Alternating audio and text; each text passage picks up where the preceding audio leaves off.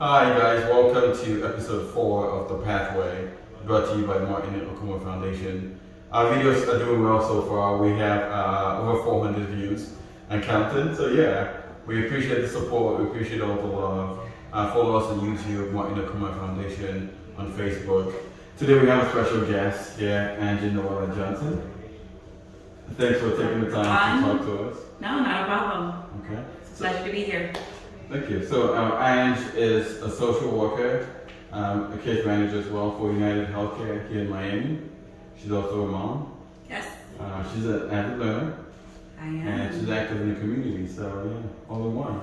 Very much so. Okay, so before I go on about you, tell us a little bit about yourself, Ange. Well, I was originally born in Haiti, and I came here as a refugee, actually. Oh, okay. I didn't know that. Yeah, and I became a citizen in 2018. Okay. And I fell in love with social work because of my brother, actually. Okay. Yeah.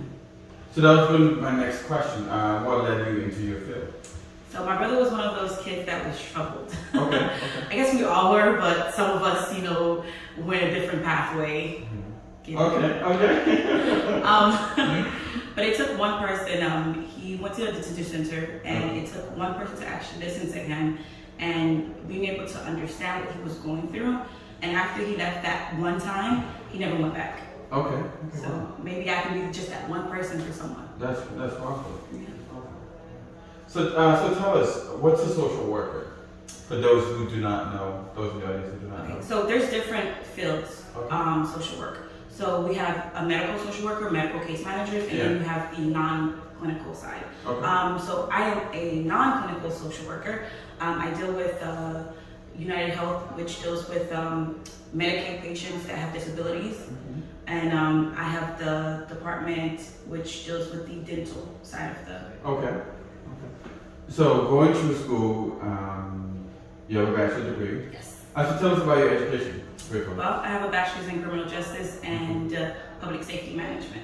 Okay, so now how does the education side of social work compare to the actual practical side on the job? Completely different. Okay, tell us.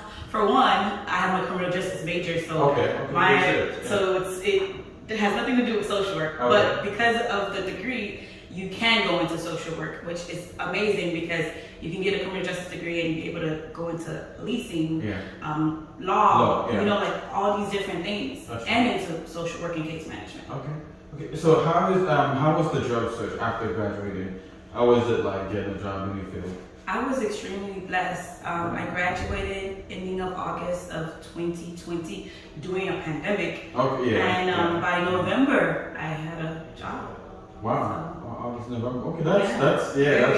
Yeah. Ending of August at that. Wow. It's a blessing. Living in Miami here, I know what the job market is like. So it's hard to get a job. Very minimal. And do you speak Spanish? No, I don't. I speak Creole. Okay. So that's helpful. That's helpful down here. Yeah. I found that not speaking Spanish has been a challenge to getting a job done. Very much so. Down in South Florida, I'm considered bilingual, but not here, which makes no sense to me. Mm-hmm.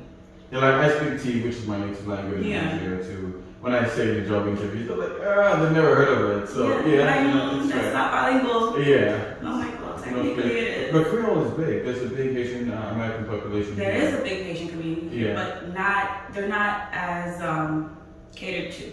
Interesting. Yeah. Okay. So do you have, speaking of catering to your community, do you have plans to cater more to them? Or I do, actually. Okay. You can tell us about that? Well, it's still in the works. It's still in the works. Okay. You can't let one hand know what the other hand is doing. Okay. So as an educated woman, what would you say is the importance of education to a child's success? It is very important, especially when you're learning different things and you're seeing things that are not necessarily in your community. Yeah. Children need to be able to see that, and they need to be able to be planted and to water them as they grow. Okay. So saying that, I'm saying education is big. Going to school is a big thing. Associates right now is nothing. A bachelor's is nothing. Yeah. So the more educated you are, the better life that you may have, depending on the person that you are. Yeah. coming back from Syria, I was applying for jobs, and the jobs were asking for a bachelor degree, 3 to 5 years of experience. They're trying to pay you 40-something thousand. Yeah. Every like 50. That's a joke. Yeah, this is South Florida. Yeah. So and the housing is so expensive. Yes, I wonder how the. Anyway, when I get complaining about the housing and job market. That's for another day. Yeah. Okay. So speaking of income and housing and the cost of living down here, how important is income? How important should income be for a young person choosing a job or a career path? Career path, you have to look at the requirements of getting that degree. So whatever field that you're going into, I strongly recommend to educating yourself on that field. Okay. To figuring out, because there's a lot of people, I've had some colleagues that have degrees in psychology, but you can't do anything with a bachelor's degree in psychology. Mm-hmm. And then also there's boards.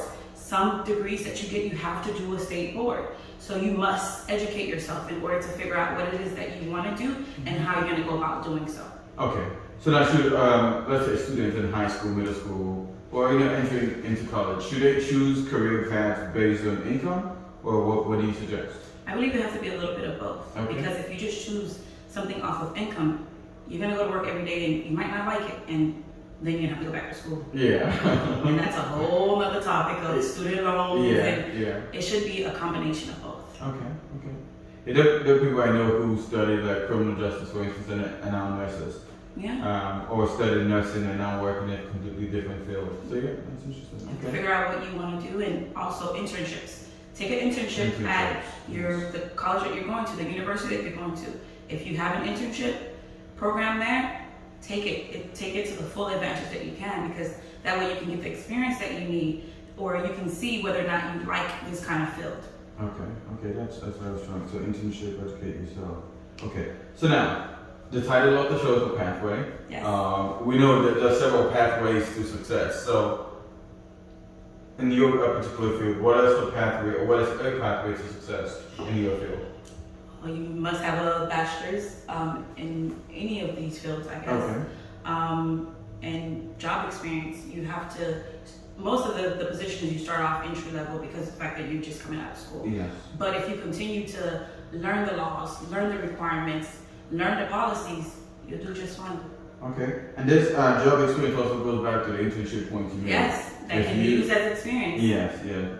Because sometimes entry-level positions and they're asking for 2 to 3 years of experience. Yes. How are you going to get this? And then I found out about shadowing and internships, volunteering as well. I did a 6-month internship at the Everglades prison, and that's what made me realize that this is exactly what I wanted. Okay, so tell us about that. Yeah, it was amazing. 1, 2, we were counseling inmates that were getting ready to be released out into the community. Okay, are these adults? Adults. Okay. Adults. Mm-hmm. So this was the Everglades men.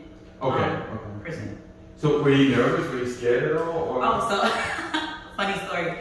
Yeah. The first day, they gave us a little panic button. Okay. And I was the person to hold the panic button. Wow. And I was just like this, Yeah. And mom was fighting, yeah. I'm gonna hold on to this. And nothing is like a prison door closing on you. It's like boom. I have never. And you just experienced that, yeah. Mm. But after the first week, going into it, our second phase of it, everybody knew my name, and they're like, "Oh my gosh, Miss Ange, you're amazing, and you should be in, politics, and I was like, "Oh, it's not what I'm going to, but it's okay. I'm glad. Yeah, you're I've done. I'm glad I've done something for you guys." So would you visit, or would you do something like that? I would love to. Okay. I would love to. All right, so now you've come a long way since your teenage years, since growing up. You've done a lot. Well, if you go back, let's say 10 years, what advice would you give yourself? Well, let's even go for it. I don't want to give out your age here, but just 18-year-old. I'm not telling. Okay, 18-year-old. What would you go back and tell her? I would tell her that the world is her playground and that she can do whatever she wants to do. Okay. She can put her mind to anything that she wants to do. Nothing can hold you back except for you. Okay. And would you would you still choose social work, or would you go to a different career path, or what would your career look like? I would have been a lawyer.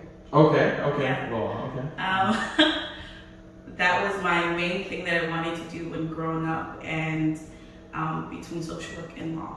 Okay. So, you get a little combination. Yeah, and you pursue your passion too, so that's very so. important. Yeah, helping out people on a daily. On a daily. That's very important.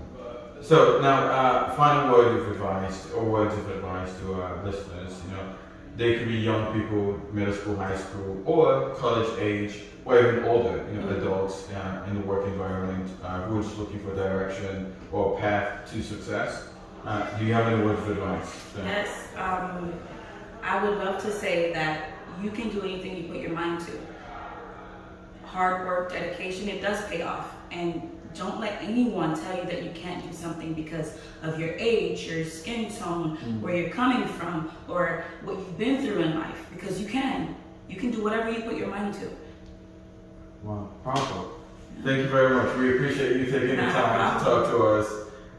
We're going to bring her back for a follow-up, talk to more in depth about her career and what exactly she does on a day-to-day. So stay tuned for that. So thanks for taking the time to talk to us. Thank you for having me. I really appreciate all your love, all your support. Keep following us on YouTube, Martin Orkuma Foundation, Facebook as well, Martin Orkuma Foundation, Instagram, Twitter, our website, orkumafoundation.org. Follow us, like, share, subscribe. Thank you, and God bless.